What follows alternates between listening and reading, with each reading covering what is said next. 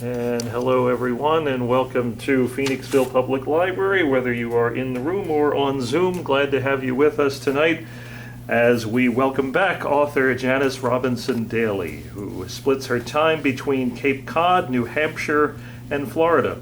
She was last here with us in March of 2023 following the launch of her debut novel, The Unlocked Path. And that book received an honorable mention for general fiction in the 2023 New England Book Festival Awards and was named a finalist for the 2023 Goethe Award for late historical fiction in the Chanticleer International Book Awards.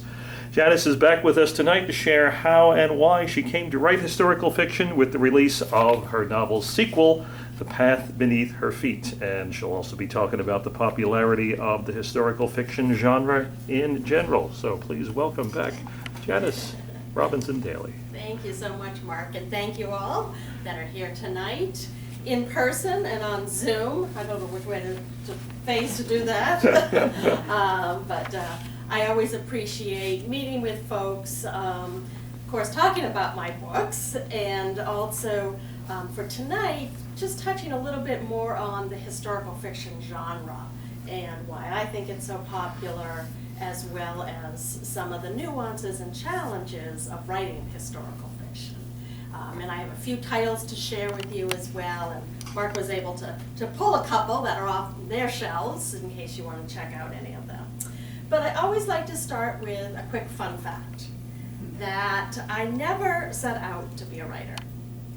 Rather, I was actually doing some family history and genealogy research that led me to a discovery. And I really think it is important, we were talking earlier, another Janis, about genealogy and the discoveries you can make and really come to understand, our past through our family, through some of their triumphs and challenges, to appreciate, how and where we are living today. So the presentation is about 35, 37 minutes at this point.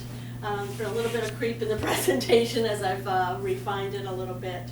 And happy to take questions afterwards. I also do have copies of the books available. The first one, The Unlocked Path, I know is available through the library. The sequel is checked out, so that's a good thing. But if you'd like your own personalized copy, I do have them for sale. So without further ado, I want to introduce you. We can get this to move forward. There we go. To a rather unusual group of three people up here. And at first, we have on the far left a young woman on the cusp of making her debut into society in 1897. And on the middle, we have her grandfather, who was actually a prominent abolitionist lawyer and judge here in Philadelphia. And on the right, we have another young woman, a 20-year-old woman from India, who is posed for her portrait with a couple of other classmates. Crop them out, but I want to focus on this woman from India. They were posing for a portrait for a dean's reception at their college. So who are these three, and why am I picturing them here? Well, all three of them are actually my inspiration for writing my first book, The Unlocked Path. The woman on the far left is my grandmother, my paternal grandmother, Elizabeth Pierce Elliott Robinson. The grandmother that I never knew. She passed before I was born, and never really took too much time to ask my dad about her. We didn't have any really family portraits or photos or anything. But there were always some mysteries about her, including the one that I knew that she had come from Philadelphia. She grew up in Philadelphia in a well-to-do family, but how and why she moved to the Boston area and didn't get married until she was almost 32, old maid in 1912.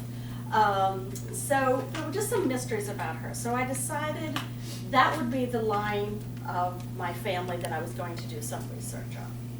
And though I could never find really anything about her, I did find her grandfather, William Shannon Pierce, who was quite a remarkable man. He lived right on Race Lane in downtown Philadelphia. He was an abolitionist lawyer, and his involvement meant that he was defending runaway slaves in the 1850s who had made it as far north as Philadelphia, but if they were captured, they were still tried and most often sent back to their owners in the South. But he defended and won the cases that he handled. So he won the freedom for those mostly men. And then I also learned that he did become a judge at the Court of Common Pleas. He had 7 daughters, 1 son from the city census reports. Poor George was right in the middle of all those sisters. And then I did find one last line, the very last line in Famous Americans in an entry about him, that he was a founder of the Women's Medical College of Pennsylvania. So not only was he a man defending and winning the rights of freedom for the African American, the black slaves, he also believed in the education of women. And he had these 7 daughters. And so I was pretty taken aback that there were even women's colleges. So I just got interested in that nugget of information and decided to research it a little bit further. And that's where I met this woman, Anadebai Gopal Joshi. And her was certainly an incredible story of coming from India to study medicine at a time when most colleges denied women admission. So I'm thinking those women's colleges, women's medical colleges, must have been fascinating. And I certainly had never heard that there were women's medical colleges. I knew there were women's colleges that had been started in the 1820s, 1830s. I attended one in Massachusetts, but not the medical colleges. But I thought they're a perfect example of a term that I heard the author Lisa Wingate, the author of Before We Were Yours. She used a term at the Historical Novel Society conference I attended that said, "We're suffering from history deficient disorder." What and where are so many of our origin stories? The ones we don't find in textbooks. And how do we find them? So genealogy is a great place to start looking for these stories. So formed in 1850, Women's Medical was the first and longest running women's medical schools in the country, all the way up until 1970. And they started to admit some men, changed their name to Medical College, then had an association with Henneman, is that how you pronounce it? Down here, and then finally merged with Drexel. Even into the 2000s, that merger didn't take place till then. But Drexel has all the archival materials from Women's Medical, and I was fortunate to go there and spend an entire day in their archives, where I find photographs and correspondence and grade reports and business financial statements, alumni news. And I'm really now just totally immersed with this idea of a women's medical college. And I'm thinking, how did I end up here? What am I doing in this basement office, going through archives and, just looking at all those fascinating pieces of history? At least I thought they were fascinating. And I thought back to, well, it was because I learned that an ancestor was involved in founding the school. But what did that really mean? He could have been just a benefactor, and they might have called him a founder. So as I'm getting ready to leave, the archivist, Matt Herbison, gives me some white gloves and hands me the original meeting minute books from 1850 to 1856. And he makes me put the gloves on before I can touch the book, and he's like, well, I thought you might be interested in this as one last piece of information. So I'm starting to turn the pages, and then I'm seeing every entry from a meeting and the minutes for that meeting are signed by the board secretary, William Shannon Pierce. Wow. So I'm holding in my white gloved hands the pages and books that my great-great-grandfather transcribed in his hand over 170 years ago. And that's when I really thought, this man needs to be honored for the work that he did on behalf of women. And those women need to be honored and celebrated for having the gumption to come from India and all over the world to attend this college. And then what did they do afterwards? And then starting to learn of their accomplishments. So I'm deciding, I think I'll look a little bit further into some of those women. And I do.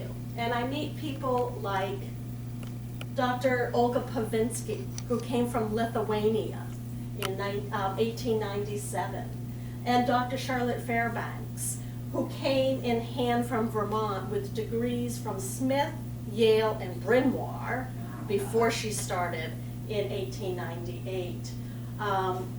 But why are these two doctors in uniforms instead of white coats? They were both part of a group of women that in 1917 banded together and formed the American Women's Hospital Group. And they went to the US Army, the height of World War I, after America has entered the war, and offered their services as medical professionals. And the US Army's response? No, thank you. We are not going to have women tending to our casualties from the battlefields, our men. So thanks, but no thanks. These women, given their true sense of calling to care and treat, self-funded their unit, and 60 of them went to France, and they were taking care of the French civilians, who were also feeling the effects of war. Either casualties themselves or just disease that was running rampant during the war. And they were finally recognized by the US Army that, I guess they know what they're doing. And they started to send a few casualties their way for treatment. So I am just, again, totally blown away by these women's selfless sense of purpose to practice medicine in any way, shape, or form. So what started out as a personal journey to look into family history came an idea.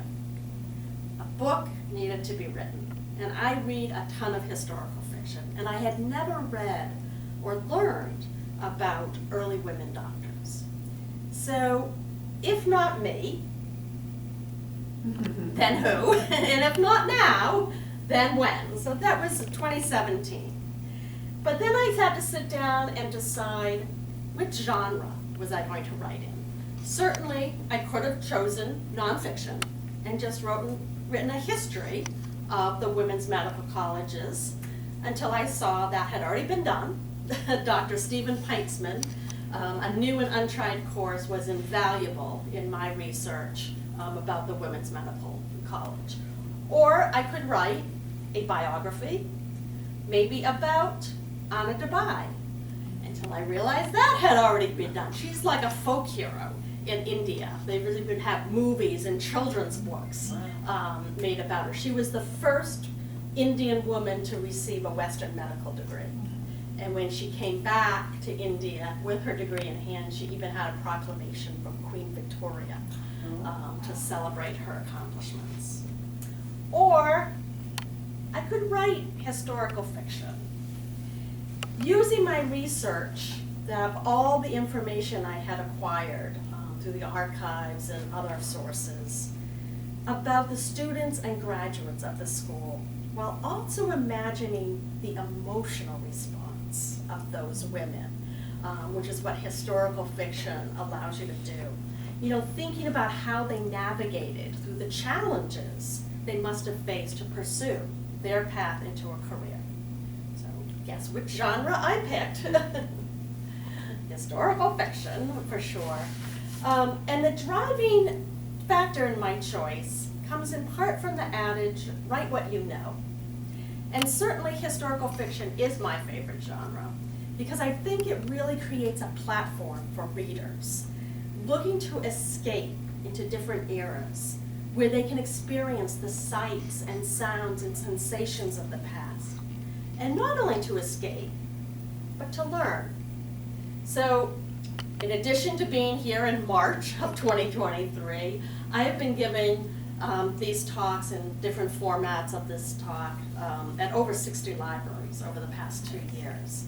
And when I was at a library north of Boston this past spring, the next morning I received in my website inbox a note from a woman who said that she had purchased a copy of my book, immediately gone home and started to read it. And she says to me, "I'm a new fan to historical fiction, with your book coming early in my fandom.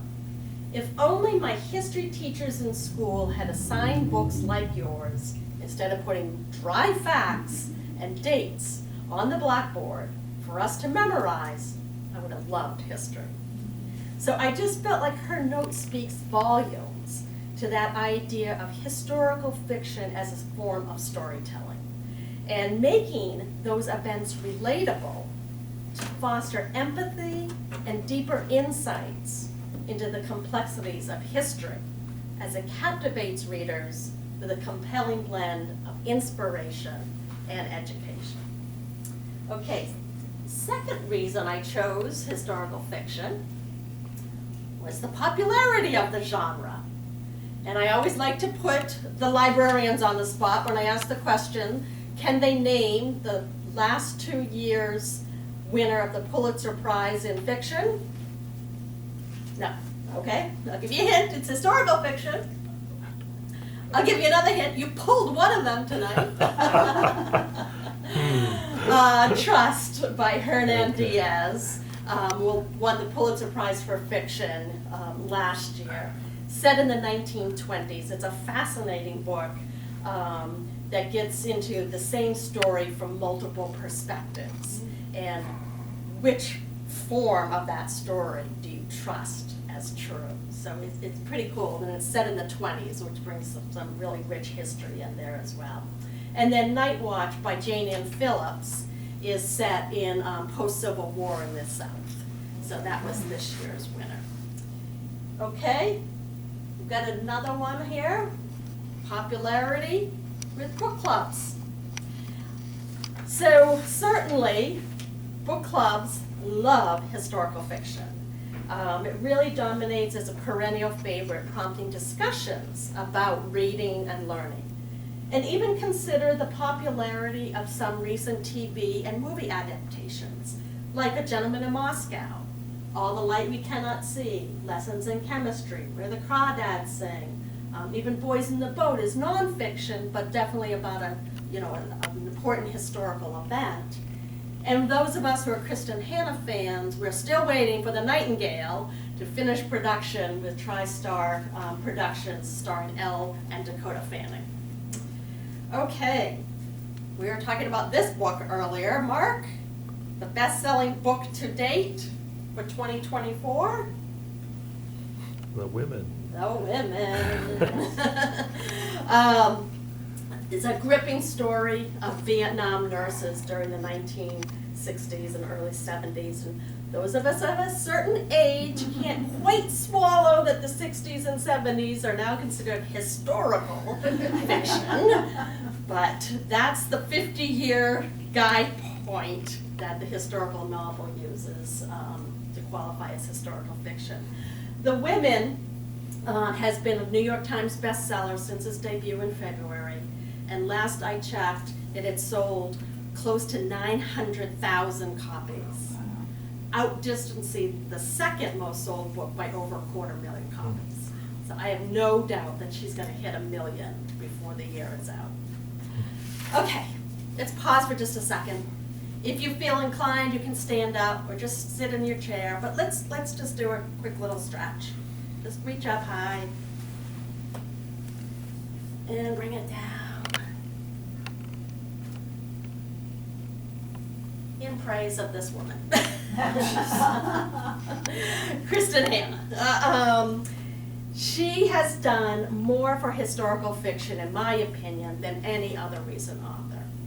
Even noted in a November 2023 article in Esquire, the mainstreaming of historical fiction, an article in Esquire, writer Sam Paul commented that Hannah's work features characters who are tested by great historical moments, like the Siege of Leningrad in the Winter Garden, still my favorite of hers, and it's available from your library.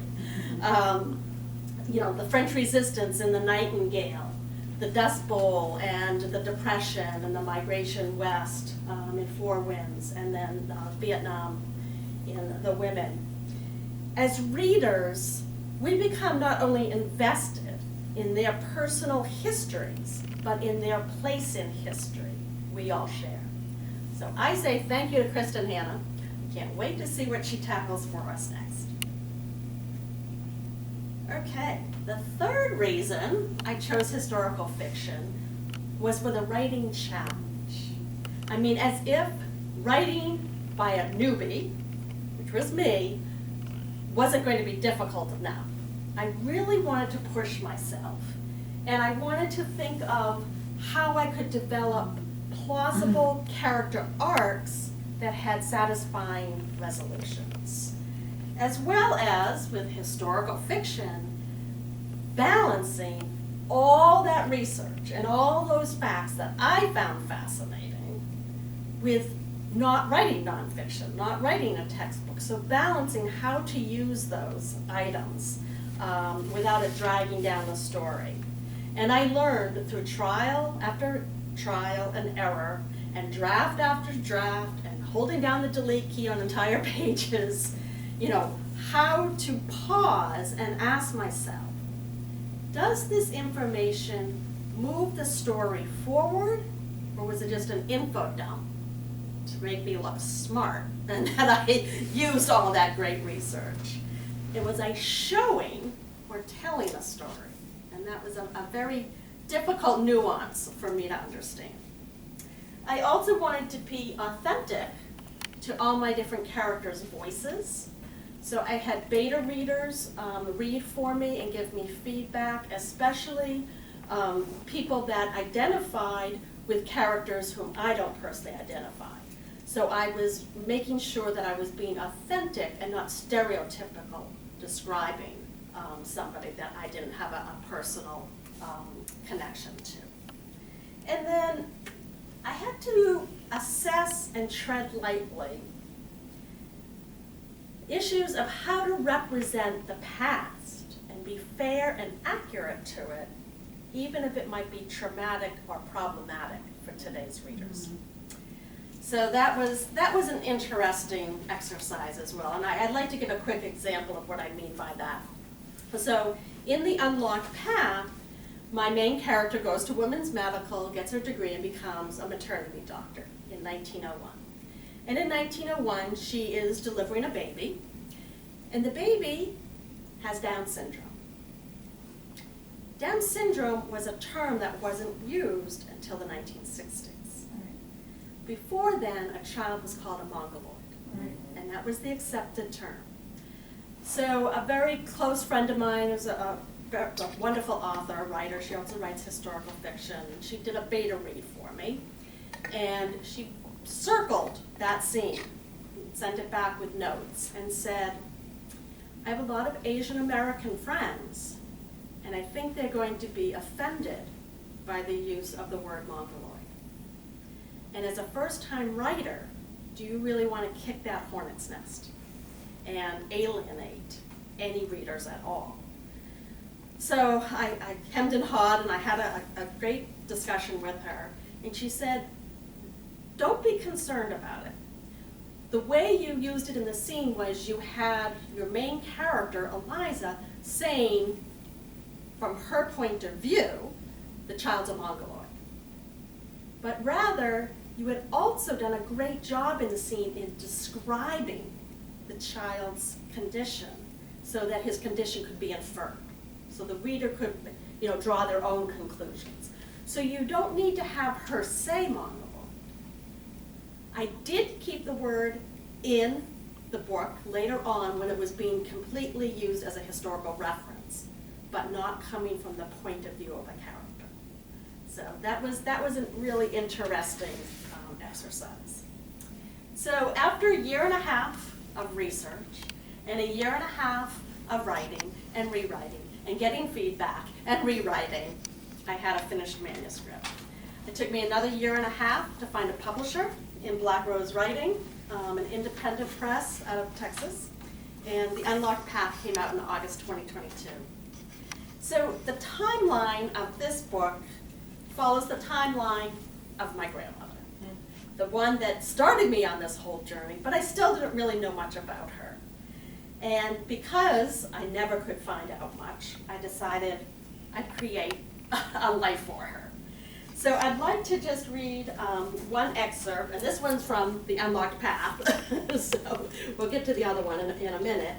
But that will just show you a little bit of how I used some of the facts that I had learned about that woman, Anna Dabai, and put those into a fictional scene. So in this scene, my character Eliza goes to the Women's Medical College with her aunt, one of those 7 daughters of the judge, we think, because her aunt is a librarian at the Women's Medical College, and Eliza has just met Anna Dabai, and then is chatting with her aunt afterwards. Everyone loves Anna D. Her full name is Anna Dabai. Not only is she brilliant and dedicated to her studies, but what she's overcome inspires our students and staff. What do you mean what she's overcome, Eliza asked. Quite a remarkable journey she's had. Among India's upper castes, it's customary for parents to arrange their children's marriages. Anna D. married a man 20 years older than her when she was 9 years old. Eliza's eyes widened. 9? She was a child. Shouldn't that be illegal, or at least immoral? In this country, yes, but who are we to question another culture's customs? Fortunate for Anna D., her husband is well educated and open-minded. He supported her decision to study medicine. That's progressive for someone who wed a 9-year-old, said Eliza. He's also a kind man who loves his wife. When Anna D. was 14, she bore their child. She barely recovered from the birth when the baby died from typhoid. With limited medical care available for her son and herself, grief and distress overwhelmed her. Those feelings turned to anger. It was then she heeded a calling to care for others in her situation. With her husband, they researched on how and where she could enroll to study medicine. Their search took them 3 years until they discovered our Women's Medical College, and they sent an application. At the time, I sat on the admissions committee. Her words moved me like none other I'd read before. I've kept a copy. Josephine produced a folded sheet from her tote. I've got to get back to the library. I never know when a student might need my help. Read Anna D's letter, then come find me. Eliza unfolded the sheet and read the scripted words. The determination which has brought me to your country against the combined opposition of my friends and caste ought to go a long way towards helping me to carry out the purpose for which I came, which is to render to my poor suffering countrywomen the true medical aid they so sadly stand in need of, and which they would rather die than accept at the hands of a male physician. The voice of humanity is with me, and I must not fail. My soul is moved to help the many who cannot help themselves. With sincerest regards, Anna Dabai Gopal Joshi. These are her actual words in her application letter. And I was just so amazed at her passion and the eloquence of her words. A 17-year-old woman from India in the 1800s that I knew I had to write about them. And if I could write halfway as eloquent as Anna Dabai, then maybe I will have done some justice for these women. So in the same way that I never set out to write a book, I never intended to write a sequel. However, when I took my manuscript to a writer's conference for a soft pitch to agents, and I was telling them about my original manuscript ran from 1897 to 1947. And one of the agents I met with, and she's also an author, Paula Mounier, writes more mystery. She looks right at me and gave me the best feedback ever when she said, "Are you crazy? You cannot do justice to 50 years of history, particularly that time frame of history, in a 350-page book. Your book needs to be about 900 pages. Do you think you're Ken Follett or Diana Gabaldon? No one is going to buy and spend their time or money on a 900-page book by an unknown author. You would be much better off in finding a logical stopping point in your manuscript and setting your readers up for a sequel." So that's what I did, leaving Dr. Eliza Edwards in 1920 as she has unlocked her path. She's just getting started with a private practice. And then we pick her back up in 1936. So I had some material from my original manuscript for those later years, but I had also taken a lot of issues or topics that I knew I wanted to address that appeared later, and I put them into was going to be the first book. Because what if there was never any second book? I wanted to make sure that I addressed some of those issues. So I needed to go back and do more research and look for other women doctors of the 30s and 40s to find that inspiration again and be educated about their accomplishments. So the first woman was actually fairly easy to find, Dr. Esther Pohl Lovejoy.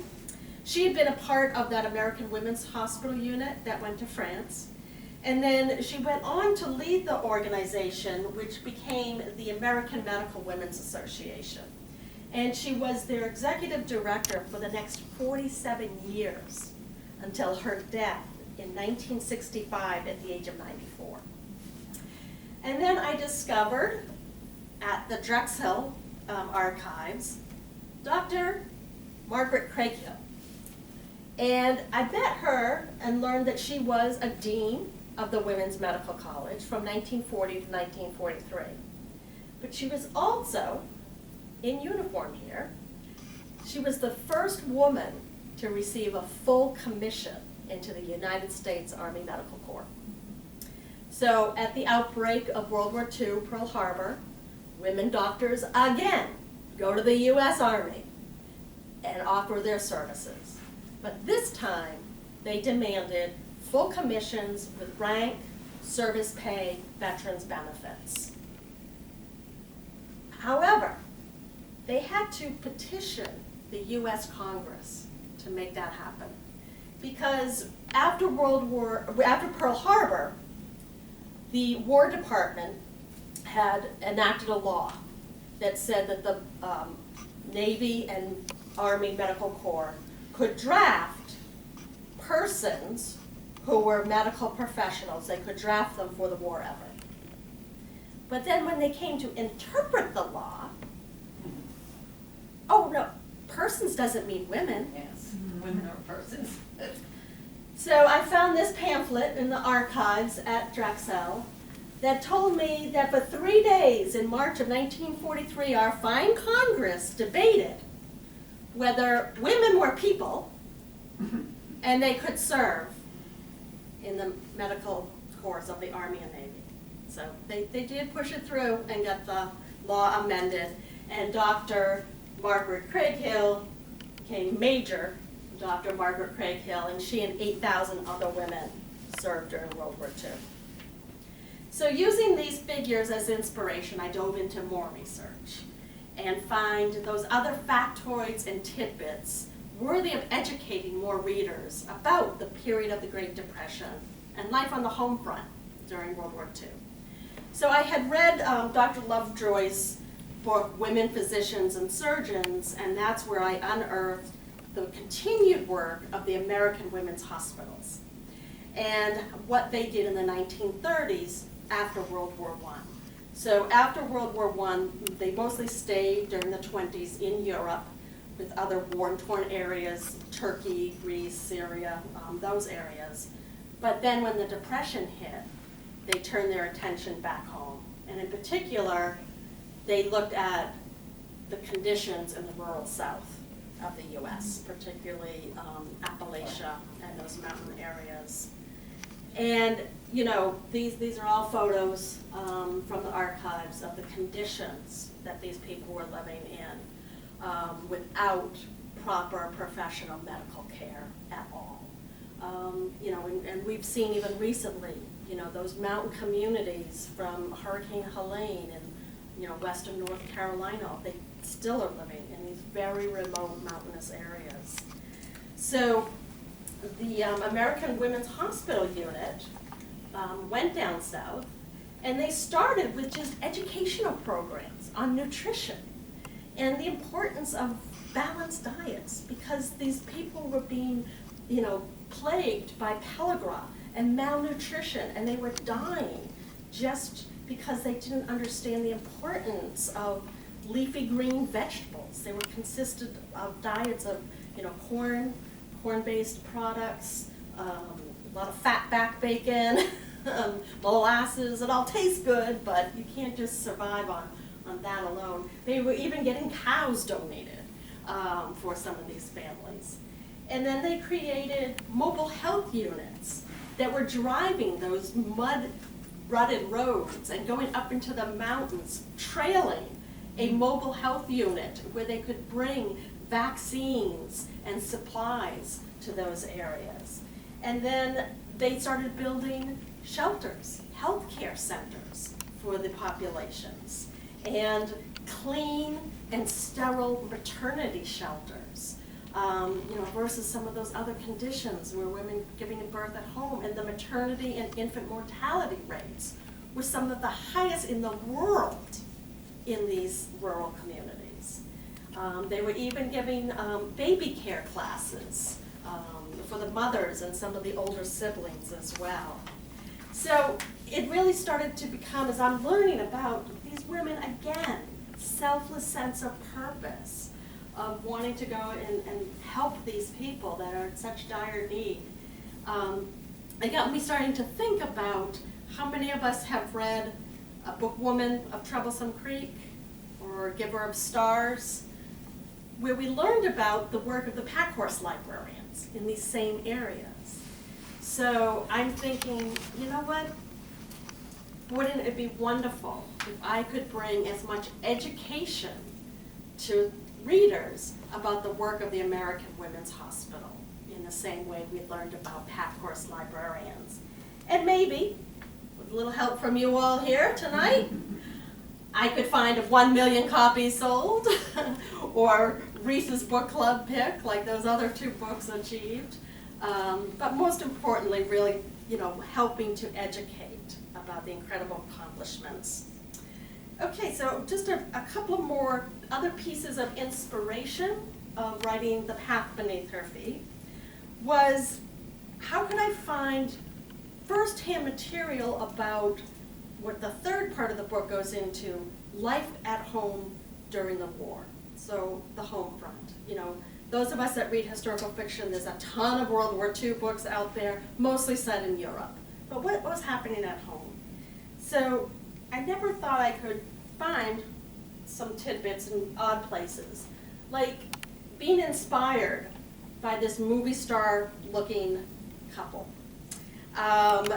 Thinking of what life would have been like for a young naval officer who had left his fiancée and mother at home while they're waiting to hear from him through letters only. But this Hollywood-looking couple is none other than my parents. So Elliot Harlow Robinson, lieutenant, junior grade, and his bride, Elizabeth Betty, with an E, as in Davis at the time, Davidson, married in October 1945, 2 months after VJ Day, and 10 days after my dad's ship docked in Oakland, California, after 22 months in the South Pacific. Yet, like so many others of that generation, my dad never talked of his war experience. And with both of them having passed by the time I'm into this whole writing episode, you know, who was I going to turn to for those first-hand accounts of life during the war? So I never imagined I'd find some research in an attic. So one last tip for genealogy fans that I always like to give folks is if you are tasked with cleaning out the family home, volunteer for that task. Volunteer over your brother. Even if you're working full-time and have 2 young children at home, don't trust your brother that he was going to go through every cabinet, every closet, every book, every, box, every bureau drawer, because he would have probably just taken everything and tossed it into the dumpster that sat in the driveway waiting after emptying a house of 54 years. So would he have been the one to have sat on the floor in the attic with one single bulb hanging down with the pull cord and opened a mouse-nibbled box, flat, the old shirt boxes, my dad's shirts used to come with the cardboard and everything, and opened up the cover to find 2 years worth of letters that my dad had written during his time in the South Pacific. Amazing. My brothers and I never knew they were up there, never had heard about them. They were actually letters that he wrote to family friends. They weren't to my mother. I don't know where those letters were, but they were engaged during the war. But I just sat and I read every single one of those letters on the floor of the attic with the one light bulb shining down on me. And that's when I said to myself, and this was 2005, when my mom passed, never knowing I would use them. But what a great way for me to now honor my dad's service that I know he was proud of, to use verbatim in many cases some of his letters. So I'd like to wrap up with just one more source of inspiration, because you cannot write women's historical fiction set in the 30s and 40s without referencing one of the most influential women of the times, A+ there, Eleanor Roosevelt. In 1933, just after FDR took office, she published a book, It's Up to the Women, where she advises women, whether suddenly or voraciously, have always been a tremendous power in the destiny of the world. Written at the height of the Great Depression, she called on women to do their part, cutting costs where needed, spending reasonably, and taking personal responsibility for keeping the economy going. So I found this book in a gift shop during another research trip that I took when I visited Warm Springs, Georgia, FDR's Rehabilitation Center for polio patients. And I won't get into how that research shapes part 1 of the book, but suffice to say, my character goes to Warm Springs. So I'll just leave you with one more reading. Finally, we can hear the selection that I put out for vote. And it was almost a tie, but I ended up choosing this scene, which is in that last third of the book. So it's during the war years. And of course, my main character now is a much more mature protagonist. She's still a maternity doctor. And she needs to go and gain admitting privileges for her one patient that she has so that she can deliver the patient in a hospital in Boston. So, let's see here. She is sitting across from the administrator at the hospital. The administrator sat stone-faced across the desk from Eliza. He pushed his glasses back up his nose and left his index finger in place to hold the frame between his eyes. I cannot present this to the board, let alone for a woman who has not held a formal position in over 5 years. Mountain midwifery hardly qualifies your skills compared to the superior ones our physicians possess. You see, it's more of a liability situation. Eliza gripped the armrests of the chair, directing her fury to burn the wood beneath the leather pads. At the top corner of Dr. Miles' desk, the cover photo on the latest issue of Time magazine informed its readers of the Nazis' march across the Balkans. Eliza had read the inside story. Campaigns of the spring and coming summer would intensify. A world on edge watched and waited. For Americans, the question continued to loom. Not if, but when would they come to the aid of their allies, sending soldiers, equipment, and medics? Dr. Miles, said Eliza, her tone turning from a plea to a statement. At this time, I do not have plans to reopen my practice. The AMA renewed my license. Their endorsement warrants your consideration. Further, if anything, I enhanced my skills in Jellicoe by managing a staff of 6 and supervising the care of over 100 maternity cases.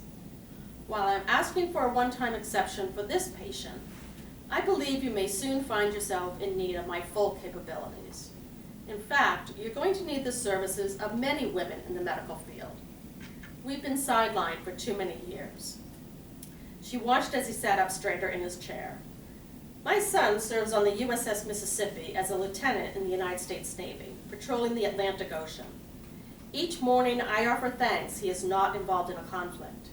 But every week that passes with news of another city in Europe falling and the rise of the Axis powers, not to mention the threats from Japan, I fear our ships will carry troops across those waters.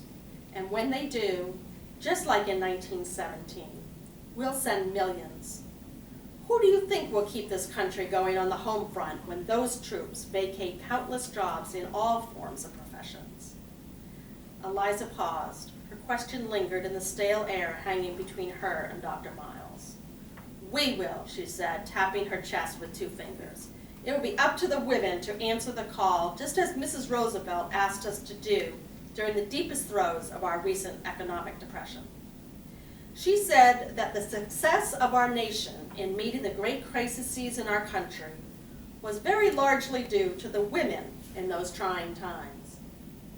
The mention of Eleanor Roosevelt added credence to any conversation.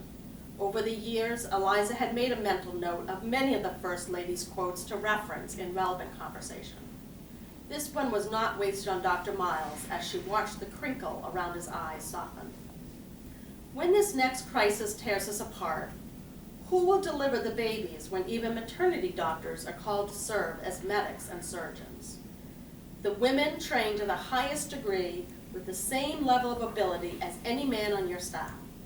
Dr. Miles, I suggest you prime your board now with the idea of women doctors walking the halls of your hospital wards. So, that is the path beneath her feet. And happy to take any questions. Thank you for signing up for my newsletter. I'm also on social media. Don't look for me anywhere but Facebook and Instagram. That's all I can manage. So if you're on TikTok, don't look for me there. X, Snapchat, whatever the newest other ones are. But yeah, happy to take any questions. What did you mean by beta read? Those are when you think your manuscript is just about done. You send it out to a select few readers, mostly people you've made a connection with, and ask them as a reader to give you feedback. You know, as like an author, or just as a... As a reader, just as a reader, so that you can get a perspective of, does the story flowing? Is it working? Is it working? Are there slow parts? Did you like the characters? Did you not like the characters? Was it all plausible? Was it too contrived? Was it too forced in any manner? So you're just getting true reader feedback, so you can go back in and edit again. And then I also, within that mix, had some deep reader friends that are avid readers and critical readers, and that would say they would give me honest criticism. Don't just say it's wonderful, because that doesn't help me. But also, as I mentioned before, people that have different perspectives. So I have an African American woman as a character. So I had a friend who's African American read. For the first book, I have mention of a lesbian relationship. I have a very close friend that's gay, and she and her wife both read for me so that I could make sure that I wasn't being stereotypical of that relationship and all. Yeah. And then you have to process all of that and decide which feedback to use and which not. Yeah. Anybody else? Anything from our participant on Zoom? Feel free to unmute or type in the chat. I just want to ask you about when you had the books published, like what input did you have on the covers or the design?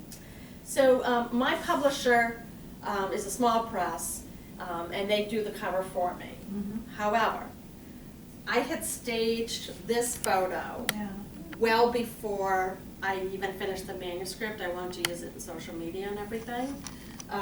So with a photographer friend, I staged that photo, and then I knew I had to use it for Right. my cover. No, it's great. So this- they put it together. Yeah. And then for the second one, we played around with a few other ideas. Like I thought, oh, it needs to be a woman on a path. And then I was like, it's a sequel. It's got to mirror and complement Yeah, the first it really one. does. No, they did an excellent job. So my photographer friend and I went back and we Yeah. staged this photo Yeah, it's great. to give it a little more rustic look for her time in Yeah. Appalachia. Everything about it Yep. is excellent. Photo of her two sons, which was actually my dad and his brother. Wow. Yeah, Yeah, they're wonderful. thank you. Thanks, yeah. Covers are really tough. But I did know I didn't want, well, surprisingly, none of those Yeah, have it. royalties and covers, You yeah. know, particularly historical fiction, how many times do you see the back of a woman? And that was one reason I didn't want it on the cover too. I was like, the only way to show her on a path, walking onto a path, would be to Yeah. show her from the back, and I Right. don't want that. So we used it for the back cover for this. Yeah. Yeah. Yeah, but covers are hard, really hard to get them right. And titles, too. Oh, trust me. Great.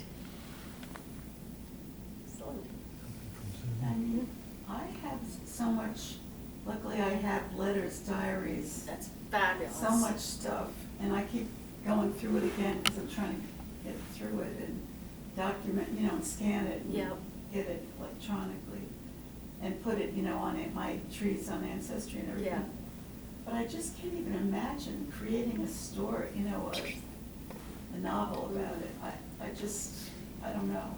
It just seems like a really daunting. You'll find one little something. piece Yeah, that will just be that little Yeah. spark yeah. that will just set the idea in motion, I think.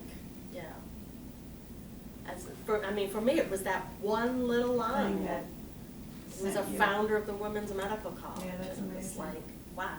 Yeah, I have I think everyone that lived in this country in the 17 and 1800s really did spectacular things. Yeah. And my ancestors really did, and,